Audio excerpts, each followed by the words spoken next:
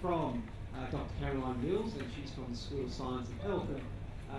The title of her presentation today is, as on the slide there, Sensory Processing and Australian School Children.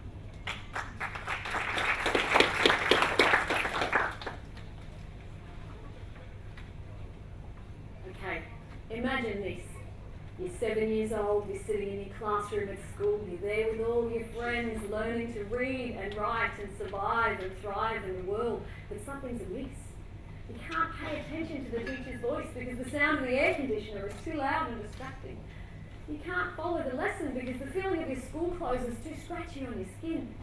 You start to lose focus on the lesson, you flick your hands, you fidget with your hair, you're desperate to get up and move, to break away from the children surrounding you. The teacher calls you out. Barney, you're not paying attention. Again. The problems I'm talking about have a name. Atypical sensory processing. We all take in and process information from each of our senses: touch, taste, sound, and we use this in everyday life. We're doing it right now. The trick in school is you need to pay attention to the right senses at the right time in order to learn. But for 2%, or over 75,000 Australian school children, sensory processing is really difficult. It negatively affects learning and participation at school. These kids get called lazy, naughty, or hyperactive.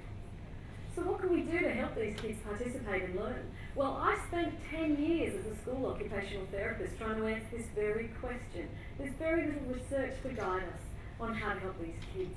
We needed a solution. So as part of my PhD, my team and I developed one. The sensory activity schedule. Let me tell you what that is. The sensory activity schedule is a framework for helping teachers, parents and therapists to identify atypical sensory processing, identify barriers to participation, and come up with simple strategies, activities and adjustments to help kids in the classroom and make sure no child is left behind. Let me give you an example. Mariam is in year 2. Her teacher, Mr. Newen, is concerned about how she'll tackle challenging learning tasks now and in the future. You see, Mariam wriggles in her seat a lot. She can't seem to cope with general classroom noises. She just can't seem to sit and focus the way the other kids do. But Mariam has a sensory activity schedule that was co-designed with Mr. Newen to help her stay focused and learn. Mariam's co-created schedule has timed movement opportunities and noise-cancelling headphones to help her stay focused and learn. Sounds simple, because it is. The sensory activity schedule allowed Mariam to stay focused and learn in her own classroom.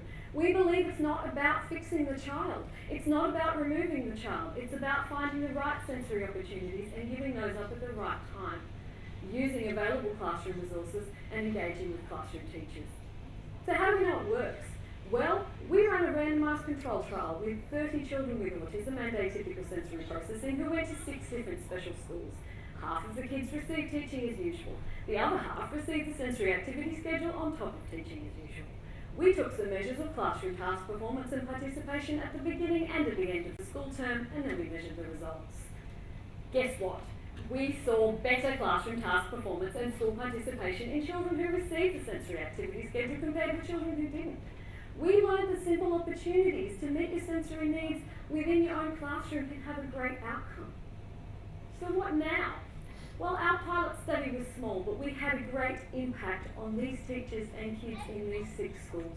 We changed the way sensory processing was viewed within these 6 schools by partnering with teachers and using classroom resources. The teachers told us that they liked the sensory activity schedule and that they would continue to use it with other kids after our project finished. Next, I want to roll the sensory activity schedule out to children in mainstream schools across New South Wales and Australia. We have already started on this process of partnering with mainstream schools in an initial research project to see the extent of this issue and how we can help. We're going to mainstream schools because we know that this is where the majority of kids with atypical sensory processing are. The New South Wales Department of Education is committed to the inclusion of students with diverse learning needs in New South Wales public schools, and there are potentially 15,000 children in New South Wales public schools with atypical sensory processing right now, today. However, there is no team of occupational therapists in the New South Wales Department of Education to support kids in classrooms and address this issue. The potential impact of this research is threefold. First, we want to help potentially thousands of kids like Mariam to be included, participate and learn. Second, we want to engage with and empower more teachers like Mr. Newen to recognise atypical sensory processing in the classroom and respond appropriately. Third, we want to form a meaningful partnership with the New South Wales Department of Education and other education departments around the country to see how we can work together to address atypical sensory processing. We want to enable inclusion, participation and learning for all children. Thank you.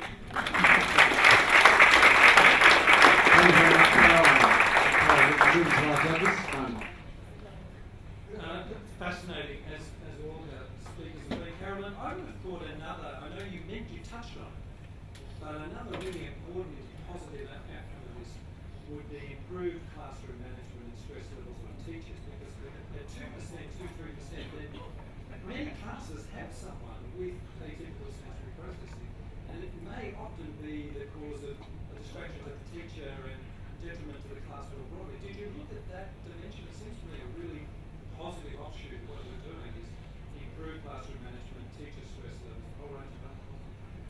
So I think, and I think that's a great question and a great point. And I think when we go to our largest study of mainstream schools, one of the metrics for us to measure success is to take some measures of classroom participation in the children, but to also take measures from the classroom teachers in terms of their stress level and in terms of how they manage. One of the things about inclusion of more students with diverse learning needs in mainstream schools is that it is harder on classroom teachers because they are expected to manage lots of children at once.